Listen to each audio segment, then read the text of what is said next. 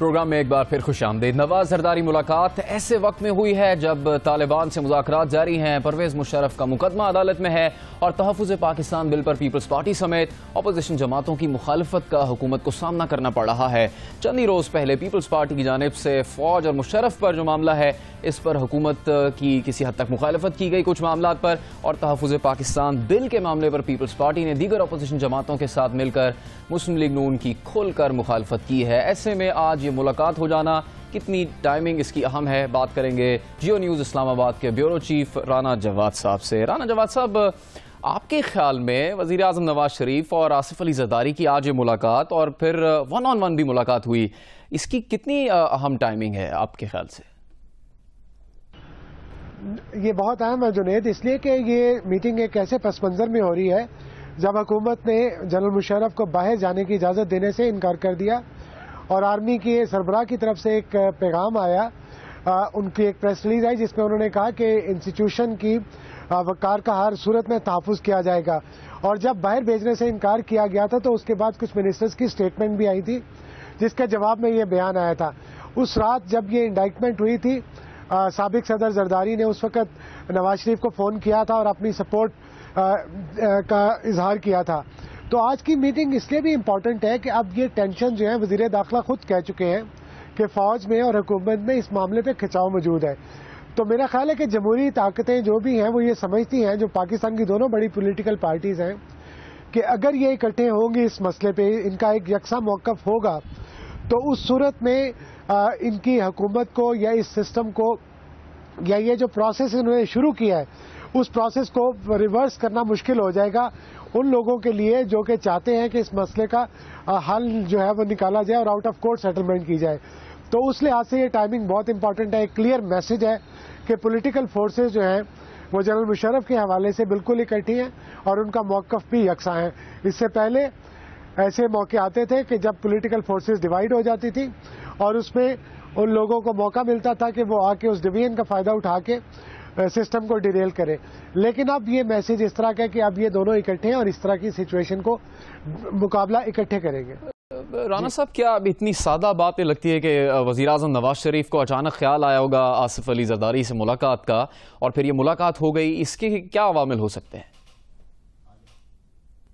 دیکھیں، یہ تو ایک سیاسی میرا خیال ہے اس کے بڑے سیاسی اس کے انڈیکیشن ہے آج کی میٹنگ کے، اور ظاہر ہے یہ میٹنگ کا پہلے کئی دنوں سے ویسے چل رہا تھا اور کافی عرصے سے سن رہے تھے کہ ان کی میٹنگ ہوگی، لیکن یہ دن چنا جانا جس دن اگلے دن ان کی نیشنل سیکیورٹی کمیٹی کی میٹنگ بھی ہے ڈیفنس کی کیبنٹ کی، اور اس سے پہلے دونوں پولیٹیکل فورسز کا ملنا اور اس بات کا کلیئر میسج دینا کہ ہم جو ہے اکٹھے ہیں، تو آج کا جو تھا یہ اس لیے امپورٹنٹ تھا اور اتنا میرا خیال ہے جلدی کیا گیا ہے کہ جو ایشو ہے وہ طالبان کے حوالے سے بھی پینڈنگ پہ تھے اور کل میٹنگ بھی شیڈیول کی تھی اور یہ میٹنگ 2 دن پہلے شیڈیول کی تھی نیشنل سیکیورٹی کمیٹی کی میٹنگ جو ہے، تو اس حوالے سے یہ میرا خیال ہے ایک پولیٹیکل انڈرسٹینڈنگ کے ساتھ ایک خاص ذہن کے ساتھ یہ آج کی میٹنگ جو ہے نا ارینج ہوئی۔ رانا صاحب، دیگر معاملات پر بھی بات ہوئی، لیکن general retired Pervez Musharraf case کے حوالے سے کیا باتیں ہوئی ہیں، اندر کی کیا کہانی ہے اس ملاقات میں؟ دیکھیں، حکومت بھی اپنی ایک پوزیشن لے چکی ہے، پرائم منسٹر نے صاف کہا تھا اور ان کے منسٹرز نے بھی کہا، اس کے علاوہ پیپلز پارٹی نے بھی ایک پوزیشن لی تھی پہلے، لیکن اس کے بعد سے یہ کنفیوژن تھی کہ شاید پیپلز پارٹی جو ہے وہ اس بات کے پوری طرح سے حق میں نہیں ہے کہ ان کا ٹرائل جو ہے وہ منطقی انجام تک پہنچایا جائے۔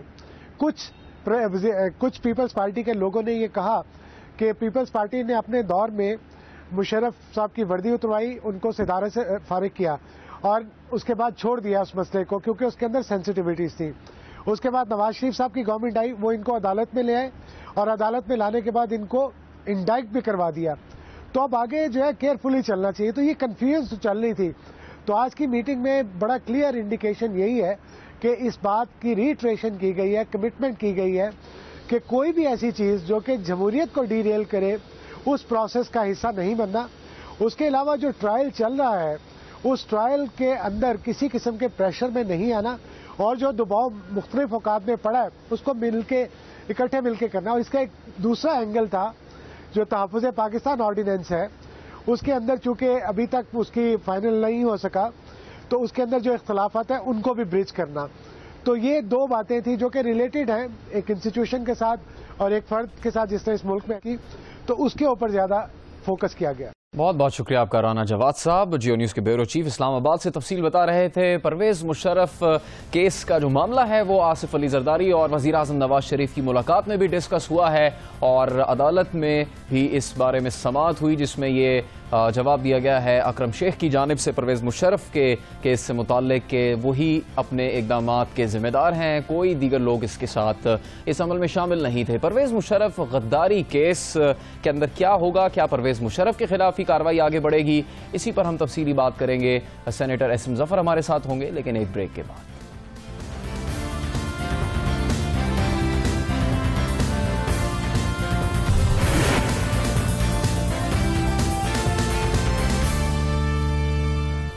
Welcome back. پرویز مشرف غداری کیس کی سماعت منگل کو ایک بار پھر شروع ہوئی تھی. آج اس غداری کیس کی سماعت میں استغاثہ کے وکیل اکرم شیخ نے دلائل دیتے ہوئے کہا ہے کہ ایمرجنسی آرڈر کا نہ وزیر اعظم ہاؤس میں کوئی ریکارڈ ہے اور نہ ہی حکومت کو یہ علم ہے کہ ان کا ساتھ دینے والے مشیر کون تھے. یہ خود پرویز مشرف ہی بتا سکتے ہیں. خصوصی عدالت میں غداری کیس میں مشرف نے دیگر ساتھیوں کو ٹرائل میں شامل کرنے اور ایف آئی اے انکوائری رپورٹ کی نقل فراہم کرنے کی درخواست کی تھی.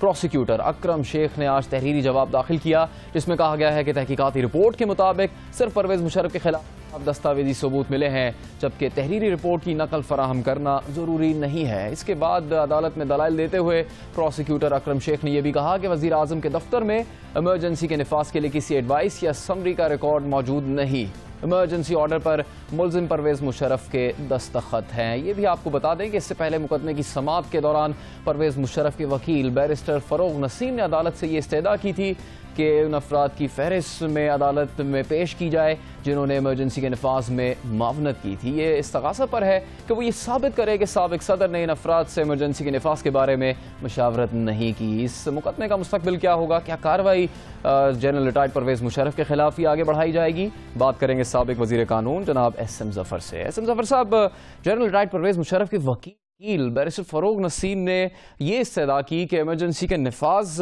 میں صرف پرویز مشرف کے خلاف نہ چلے بلکہ اس وقت کے وزیر اعظم یا پھر دیگر جو اعلیٰ حکام تھے ان کے خلاف بھی کارروائی کی جائے. آپ کی رائے میں کتنی اہم ہے یہ استدعا اور کتنی درست تھی ہے؟ ایک فوجداری مقدمے میں ہمیں یہ یاد رکھنا چاہیے کہ ملزم کو ہر قسم کے دفاع اور ڈیفنس کا حق ہوتا ہے اور جتنی بھی وہ چاہے اور جس وقت بھی وہ چاہے اگر اس پر کوئی پہلے فیصلہ ان کی موجودگی میں نہ آ چکا ہو تو وہ پھر اس ایشو کو بھی دوبارہ اٹھا سکتا ہے. اس کی وجہ وہ ہے کہ جس کو ہم تصور میں اپنے فقہ میں کہتے ہیں کہ benefit of doubt and accused must have a full trial, fair trial. یہ فیئر ٹرائل کا حصہ ہے تو انہوں نے اب یہ پوائنٹ اٹھایا ہے, شاید پہلے اس شدت کے ساتھ نہیں اٹھایا گیا تھا.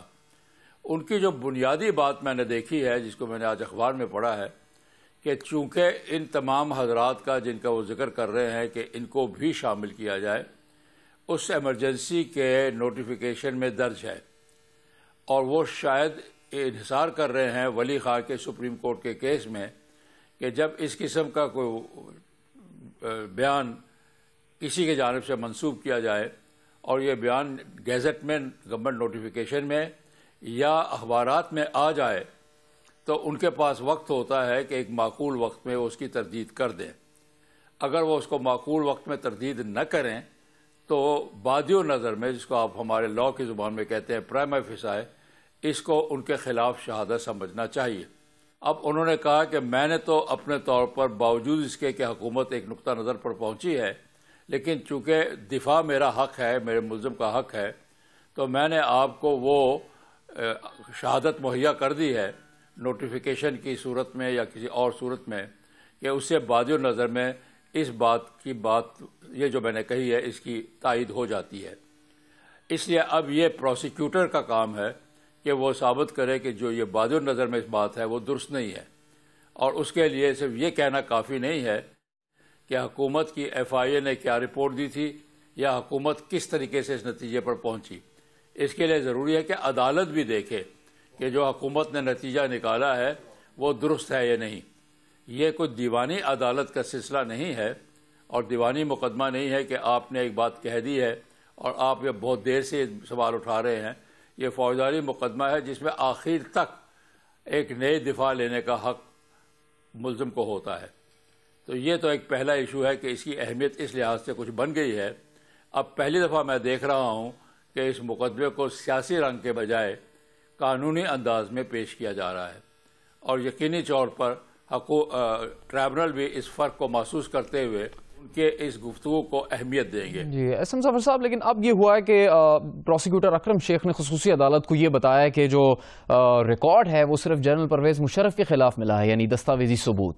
تو اب عدالت کا کیا فیصلہ ہو سکتا ہے اس معاملے میں؟ میں نے شاید پہلے کہا ہے کہ ممکن ہے کہ بہت تفصیل سے بات نہ آئی ہو کہ اکرم شیخ صاحب ایک اچھے وکیل ہیں اور ان کا کہنا یقینی طور پر سر آنکھوں پہ ہونا چاہیے، لیکن وہ ثبوت نہیں بنتا. وکیل کی رائے ایک شہادت نہیں بنتی، اور بلکہ اس کو گنا بھی نہیں جاتا.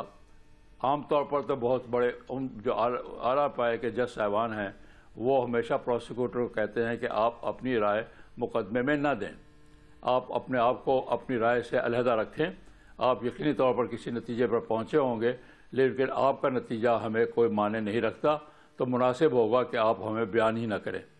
یہ تو ایک بڑے مسلمہ اصول بہت سارے فیصلوں میں آج سے نہیں 1800 سے فیصلے آ رہے ہیں کہ پروسیکیوٹر لائر کو کوئی حق نہیں ہے کہ وہ اپنی رائے دے. آپ نے اسی کے ساتھ ایک اور سپلیمنٹری سوال کیا ہے کہ حکومت کے پاس اور کوئی شہادت نہیں آئی. میں حکومت کو ہمیشہ احترام کرتا ہوں کہ حکومت کی بات کو ماننا تو چاہیے، لیکن حکومت کی بات ماننا عدالت سے پہلے تو بات بن جاتی ہے. اگر یہ مقدمہ میڈیا ٹرائل ہو تو حکومت جیتتی ہے، لیکن اگر یہ مقدمہ ایک باقاعدہ عدالت میں اور بڑے ہائی پروفائل عدالت میں ہو تو پھر یہ فیصلہ حد ہی کے کرنے کا حق نہیں بنتا، بلکہ یہ ٹرائبونل کا حق بنتا ہے کہ وہ واقعی تمام چیزوں کو سیاق و سباق میں دیکھنے کے بعد یہ فیصلہ کرے کہ آیا حکومت نے جو اپنا ایک نتیجہ نکالا تھا وہ درست تھا یا نہیں تھا. حکومت کے نتیجے کو حتمی نہیں کہا جا سکے گا. احسن ظفر صاحب، بحیثیت قانونی ماہر، آپ کے خیال میں یہ کیس تیزی سے نمٹ رہا ہے یا پھر آپ کو بہت زیادہ مزید الجھتا ہوا نظر آ رہا ہے؟ سر مجھے تو یہ مقدمہ ایک پھانس ہے، گلے میں پھنسی ہوئی دکھائی دیتی ہے. اب مجھے نہیں معلوم کہ یہ تیزی سے چلے گا، اور اندازہ یہی ہے کہ اس میں طوالت ضرور ہوگی، چاہے وہ قانونی نقطوں کے ذریعے ہو یا کسی اور معاملات سے ہو.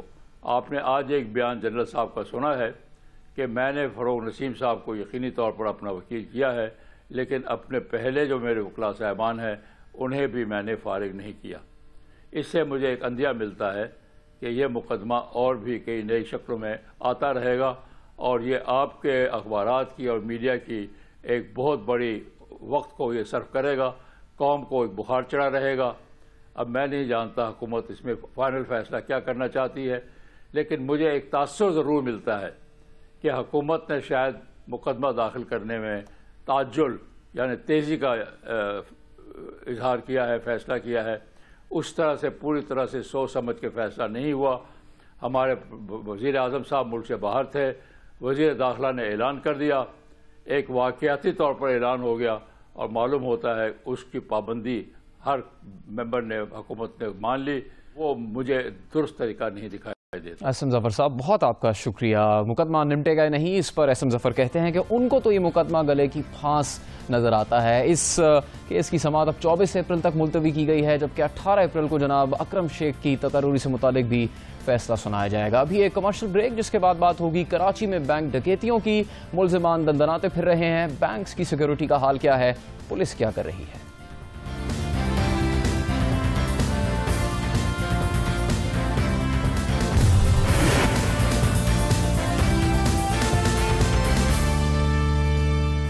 پروگرام میں ایک بار پھر خوش آمدید. کراچی میں بینک ڈکیتیاں بڑھتی چلی جا رہی ہیں. اسٹریٹ کرائم کے بعد اب لوگوں کا مال اور سامان بینکوں میں بھی محفوظ نظر نہیں آتا. ڈکیت دندناتے پھر رہے ہیں.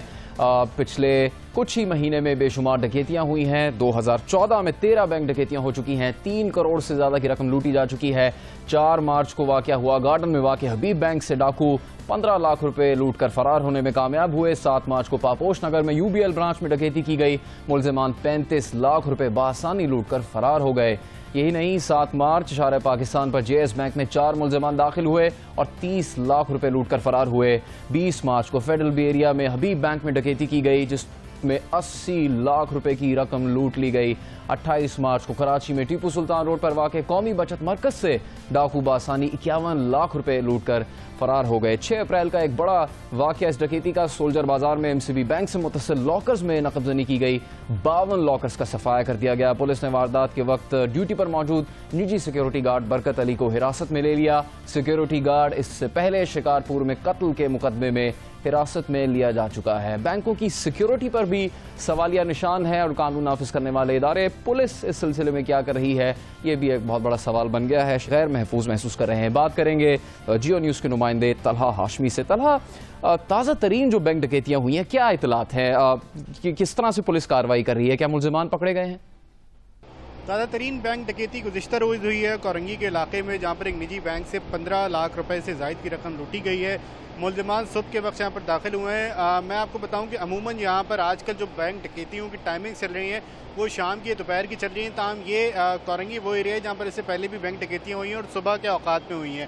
تو گزشتہ روز بھی صبح کے اوقات میں ملزمان یہاں پر آئے ہیں. انہوں نے رقم لوٹی ہے. کیش کاؤنٹر سے 15 لاکھ روپے سے زائد کی رقم تھی. اس دوران جو سیکیورٹی گارڈ تھا جو کہ اس بینک کا محافظ تھا وہ بھیگی بلی بن گیا. اس نے کوئی ریزسٹنس نہیں کیا اور بآسانی جو ملزمان تھے انہوں نے بینک لوٹا. اور جاتے جاتے وہ جو DVR ہے نہ صرف وہ لے کے گئے بلکہ ایک کمپیوٹر سسٹم بھی وہاں پر تھا. تو وہ CPU کو بھی اپنے ساتھ اور اپنے ہمراہی لے گئے کہ کہیں اس میں CCTV کی کوئی ریکارڈنگ نہ ہو. تو یہ گزشتہ روز کی کارروائی تھی. 5-6 ملزمان آئے تھے. صبح کے وقت انہوں نے کارروائی کی اور بآسانی وہ فرار ہو گئے. اور ایک بار پھر یہ دیکھنے میں آئے کہ جو سیکیورٹی گارڈ تھا جس کی ذمہ داری بینک کو بچانا تھا اس نے اپنا اسلحہ ملزمان کو دیا اور ملزمان کو دینے کے بعد وہ بھیگی بلی بن گیا اور اس کے بعد ملزمان نے بآسانی کارروائی کی. جی طلحہ، بڑی تیاری سے ملزمان آ رہے ہیں، کٹرز تک لا رہے ہیں، لاکرز کاٹے جا رہے ہیں. تو اب تو لاکرز میں بھی سامان شہریوں کا محفوظ نہیں ہے. تحقیقات کہاں کھڑی ہیں؟ کیا کوئی گرفتاری پولیس کر رہی ہے؟ پولیس کی کوئی پوزیشن اس میں واضح ہے اس سارے معاملے میں؟ دیکھیں، اس میں اب تک 13 بینک ڈکیتیاں ہو چکی ہیں. سال کا چوتھا مہینہ ہے، 13 بینک ڈکیتیاں ہو چکی ہیں. گزشتہ سال 29 بینک ڈکیتیاں ہوئی تھی. تو اس سال اب تک یہ زیادہ مہلک رہا ہے کہ چوتھا مہینہ شروع ہی ہوا ہے، ابھی آدھا مہینہ ہوا اور اس میں 13 بینک ڈکیتیاں ہو گئی ہیں. اس میں جو سیکیورٹی حکام ہے، میری ان سے بات چیت ہوئی ہے، ان کا کہنا ہے کہ 5 سے 6 گروپس ایسے ہیں جو کہ اس میں بہت زیادہ ایکٹیو ہیں. 2 جو ملزمان تھے وہ پکڑے گئے تھے زخمی حالت میں لانڈی میں. وہاں پر ایک پولیس اہلکار تعینات تھا، اس سے مقابلہ کیا. مقابلے کے بعد دونوں جو ملزمان تھے انہیں گرفتار کیا گیا. اس کے علاوہ SIU نے کچھ کارروائیاں کی ہیں جو کہ فاروق عوان SSP SIU ہیں. وہ یہ بتاتے ہیں کہ ایک اس میں سے مارا گیا تھا جس نے ایک سیکیورٹی گارڈ کو مارا. کچھ بینک کے ڈکیتی ملوث انہوں نے گروہ پکڑے تھے، اس کے کچھ ملزمان پکڑے ہیں. اس کے علاوہ سینٹرل میں ایک بینک ڈکیتی ہوئی تھی جو کہ اس سال کی سب سے بڑی بینک ڈکیتی تھی، یوسف پلازا میں وہ ہوئی تھی. اس میں بھی ایک نجی سیکیورٹی گارڈ کی انوالومنٹ تھی. وہ اس کو پکڑا گیا، تاہم وہ رقم برآمد نہیں ہو سکی. دیگر ساتھی فرار ہو گئے. اسی طرح جو لاکرز کی نقب زنی ہوئی ہے، اب تک اس سال میں سب سے زیادہ جو مالیتی حساب سے ڈکیتیوں کے بعد جو سب سے زیادہ اس میں زیادہ نقصان رہا ہے وہ لاکرز میں رہا ہے کہ گارڈن ایسٹ میں واقعی جو لاکرز سے زیادہ تر ریٹائرڈ لوگوں کے تھے، پینشنرز کے تھے، ان کے 52 لاکرز توڑے گئے تھے. اور اس کے بعد جو ملزمان تھے وہ پوری رات کارروائی کرتے رہے کہ نقب زنی کی اور وہ لے کے فرار ہو گئے. اب تک جو اسٹیمیٹڈ اماؤنٹ ان پہ بڑھ رہا ہے، جو کہ میری انویسٹیگیشنز آفیسر سے بات ہوئی ہے، وہ یہ بتاتے ہیں کہ کروڑوں روپے میں اس کی مالیت تھی. اس کے بھی 2 ملزمان کو گرفتار کیا گیا ہے، تاہم اس کا جو مرکزی ملزم ہے وہ بھی نہیں گرفتار کیا گیا. تو گرفتاریاں تو ہوئی ہیں.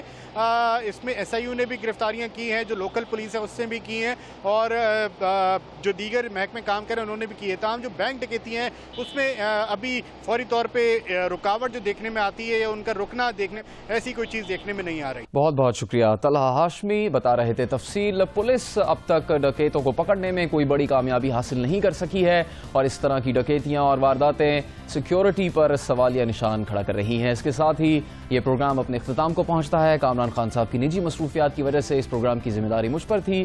اجازت دیجیے. اللہ حافظ.